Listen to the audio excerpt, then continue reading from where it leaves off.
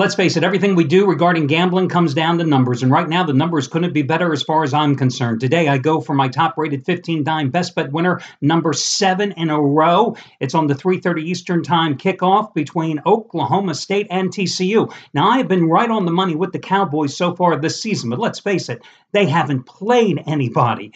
You know, opening up at home against Tulsa, going on the road against South Alabama and Pittsburgh. But today, their Big 12 opener in Stillwater against an equally undefeated team, TCU, that's putting plenty of points on the board and they're laying double digits. Do you back the Cowboys once more, or do you grab the live undefeated road dog? Well, just like last night's winner in baseball, Arizona on the run line, a winner. Just like Thursday's easy college football winner, another top-rated 15-dime best bet release, South Florida pummeling Temple. Just like Tuesday's winner with Milwaukee over, the Pittsburgh Pirates. This top-rated 15-dime best bet release is also going to be the half-price play of the day. You can get all the details, plus all the other featured plays that are over half price off because, again, guys, I have never, ever subscribed to the theory that you have to spend big money to make big money. And I continue to prove that point with taking the biggest plays from the hottest handicappers and putting them at least half price off. Get them now over on the website. A matter of fact, there's some big plays today. You know, Anthony Red with his 150-dime major wager release number. What is it? Let me just double check. Yeah, 7 out of 8. It's on your late game tonight between UCLA and Stanford. Remember his last 150-dimer in college football? Clemson, the national title game. Before that, it was Penn State against USC in the Rose Bowl. That's over half price off. Joey Juice, one of the producers of the show Ballers, has his third straight 100-dimer since joining the site on the Miami of Florida Toledo game. All that and more over on the website. Now, complimentary plays. After that 4-0 sweep last Sunday in the NFL, I have won 7 straight. I've got 3 more plays for you today in college football, and let's get right to them because it's not a great card, but there are some very interesting games, and those are the ones I want to talk about. Let's start with your game between Wake Forest and App State. This is going to be the first time that these two schools have actually met in 16 years, and the very first time that Wake Forest has actually played on App State's campus, which is only about a 90-minute drive away in Boone, North Carolina. And I feel pretty confident. Among the thousands of you watching this video report today, I feel pretty damn confident that I am the only one among us all that has ever been to App State's campus in Boone, North Carolina. And I would feel doubly confident that if we're on Jeopardy, and this is the question that's going to win it all, what is the name of App State's campus, that I'm the winner because it is Kid Brewer Stadium, where App State is on an 82-16 straight-up roll. But keep in mind, App State, a very small home underdog today, getting about 5 points. They have not beaten a Power 5 team since the start of the 2007 season. And who did they beat that day? Come on, cue up the Jeopardy music. I'll tell you, we got to increase the production budget here because the producer's never around when I want them. They never have the music carted up here in the studio. I just don't understand. I mean, do you think we have to have more than a budget of 10 cents a week? I guess so. Anyway, that was the year they started the season, the 2007 season, by shocking the Michigan Wolverines 34-32. But you have a Wake Forest team that's off to a great start. A Wake Forest team that, oh, by the way, this is going to be the second time they have hosted an ACC team. Last year, they hosted Miami of Florida. Did not turn out well for the Mountaineers as the Hurricanes rolled in that game 45-10. But you have a Wake Forest team that's coming in here off to a 3-0 start. They've already put 131 points on the board. I find it very interesting that this is a rarity. You have 2 programs each with 4-year starters at quarterback. The 4-year starter for Wake Forest is John Wolford, who already has 6 touchdown passes. He's going to face a secondary that isn't the most experienced here with App State. Matter of fact, this App State secondary allowed 260 yards passing to Texas State last week. You have an App State quarterback, Taylor Lamb, who, again, a 4-year starter, 41 starts. He has 6 touchdown passes as well. A little bit more of a mobile quarterback than Wolford is for the Demon Deacons. The Mountaineers opened with a 31-10 loss at Georgia, to be expected. They then pummeled Savannah State 54-7. But What was really surprising is how they struggled against Texas State, only winning 20-13 as a 22-point home favorite, and they needed a big stop on the 1-yard line to preserve that victory. They got outgained in that game, 385-283 in total yards. Now, the one side of the coin, you could say, did they get caught looking ahead to this big game against their closest big brother in-state rival? Okay, maybe you can say that, but Jesus, you're supposed to put away the Texas States of the world. That's the bottom line when you're a 22-point home favorite. The Demon Deacons off to a 3-0 start, 51-7 over Presbyterian, big deal. They should win that game.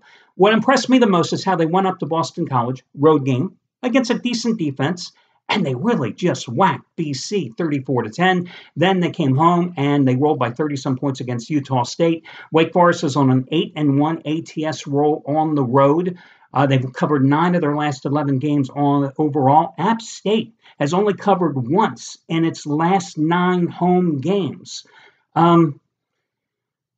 I'll tell you what, I would go ahead and lay the points in this game. I think it's a game that is going to be closer than a lot of folks expect, but I do think that Wake Forest, a little bigger along the defensive line, a more experienced defensive line and secondary, and I think it has enough offensive firepower to outscore App State in this one, and I think the Demon Deacons are going to win this one right around 7 to 8 points. This is a Wake Forest defense. It's only giving up 273 yards a game, 9 points on average. And again, even though Appalachian State is on a 29-6 straight up roll, and again, those 6 losses to Clemson, to Tennessee, to Georgia, to Miami of Florida, to a team from Troy that had 10 wins at a time, to a team, Arkansas State, that was undefeated at that point in Sun Belt Conference play that year. It's an impressive resume, but I do like Wake Forest has a cheap road chalk. I'm going to go with Penn State. Big number, minus 11.5 points. The Lions finally leaving Happy Valley. Last year, they won at home 41-14, and they just decimated Iowa in that game, outgained them 599-234. Iowa's 3-0. A lackluster win against Wyoming, a Cowboys team that has not looked impressive this year. Iowa only won that game 24-3. Went to Iowa State, big rivalry game, right? Needed double overtime to escape 44-41. Then North Texas comes to town. Now, this is a North Texas team, the Mean Green, that got destroyed by SMU a week earlier, right? So what does North Texas do? They go into Iowa City. They're winning 14-10 at halftime before Iowa finally turns on the Jets and wins that game 31-14. But Iowa in that game, their top 2 running backs, Akram Wadley and James Butler, both get nicked up. Now, Wadley probably will play today despite some ankle problems, but will he be 100%? And he's the key to that offense, okay? Now, Penn State, again, first road game. They had no problem taking care of Akron, taking care of Pittsburgh, taking care of, who the hell else did they beat? Well, hell, they beat somebody else. Georgia Southern, I think it was, at home. They're on a 12-1 ATS roll. Their lone loss, they failed to cover by a point against Pittsburgh. I know. That's the last game I think I lost here in college football this season, okay? But this is a team that is actually better defensively than it was a year ago. This is a team that has more is better in terms of athleticism and speed and overall talent than Iowa. Iowa's trying to diversify its offense this year. It's trying to be a little more, explosive in terms of opening things up offensively. So they're going to try to take more shots against this Penn State defense. But Penn State's defense, number 1 in the nation with 34 tackles for a loss, and they have such a dynamic offensive game with McSorley and Barkley in the backfield. McSorley's already thrown for 753 yards and 9 touchdowns. Barkley's run for 307 yards. He's also got 11 catches for another 241 yards. Last year, in that win at home, he had 211 yards from scrimmage. And again, it was a blowout win, so he didn't even have to play that much. So even though Iowa has a decent offense, keep in mind, go back to what I said. They don't have Penn State's ability to stretch the field that quick. They don't have Penn State's speed or athleticism. And if you look at that game last year, Penn State had 15 plays of at least 13 yards or more. They had 6 plays of at least 25 yards or more. They had 5 plays of at least 43 yards or more. That's a team that really was able to stretch the field, and that's why I like Penn State. I think it's going to be a closer game than many expect, But I just don't feel that comfortable taking the points with Iowa in that contest. Your final game, LSU's a 21-point favorite at home against Syracuse. Now, LSU was just dreadful last week at Mississippi State. And normally, I'm a big Ed Orgeron fan, and I think this guy is a master motivator. And normally, I would probably lean a little toward the Tigers at laying the points. But here's a couple of problems here. Their top running back, Darius Geis. Orgeron announced on Wednesday he wasn't going to play this game because he had ankle and knee problems that limited him in the loss at Mississippi State. But then Geis says that on Thursday he shows up at practice and says he wants to practice. And he practices, he's cleared. Now Geis is going to start today, but Orgeron freely admits he's going to be used in a limited capacity. Well, that's your number one ball carrier, okay? And LSU has a new offensive coordinator, Matt Canada, this year that was brought in because Orgeron was handling the offensive coordinator duties last year when he was promoted as interim coach after Les Miles was axed, okay? And Canada wants to have more balance in terms of passing and running the ball. And they had the even number of pass plays versus running plays last week against Miss State. Didn't matter because Miss State just totally dominated, and Miss State had 485 yards against that LSU defense. Now, Syracuse's defense, I don't think they're that good. And listen, I don't think the Orange are that good either. Big deal. You beat Central Connecticut State 50-7 at home. You lost to Middle Tennessee State at home. You lost to Middle Tennessee State, the Blue Raiders. You were an 8-point favorite over them, and you lost to them 30-23. Okay, Miss State opened their season losing 28-6 at home to Vanderbilt. They lost to Minnesota 34-3. How do you lose to Middle Tennessee State? And then you rebound, Syracuse does, and you beat Central Michigan 41-17. But you were down at halftime in that game by 7 points. But here's the thing. Syracuse has a very mobile quarterback in Eric Dungy, okay? He just passed for 279 yards and ran for 111 against Central Michigan. Mississippi State's Nick Fitzgerald, who just had that great game against LSU. I'm not saying Eric Dungy is as good as Nick Fitzgerald, but he's a mobile quarterback as well. And you saw in a mobile quarterback how it gave LSU's defense fits. Now, LSU's defensive coordinator, Dave Aranda, that was probably the worst game that his defense has had since, I don't know, probably since they played Alabama last year, maybe, or since they played Miss State last year. But I expect LSU to rebound here tonight. And playing in the heat and humidity in Baton Rouge for a team that plays in the comfortable environment of a dome is probably going to be intimidating.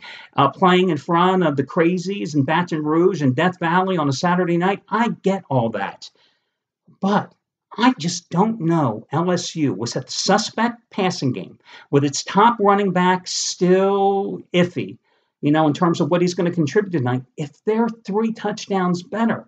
So although I love the Tigers normally, I think you got to grab the points with Syracuse in this spot. So those are going to be your selections in this Saturday card. Not in love with any of them, but if I had to rank them, I would take Wake Forest as your number 1 pick, Penn State as number 2, and then Syracuse as number 3. That'll do it, and we'll do this again on Sunday when I look to replicate that 5-0 sweep from last Sunday when I cashed in with my best bet with the Oakland Raiders and then a little 4-0 sweep with the complimentary plays here on the video report.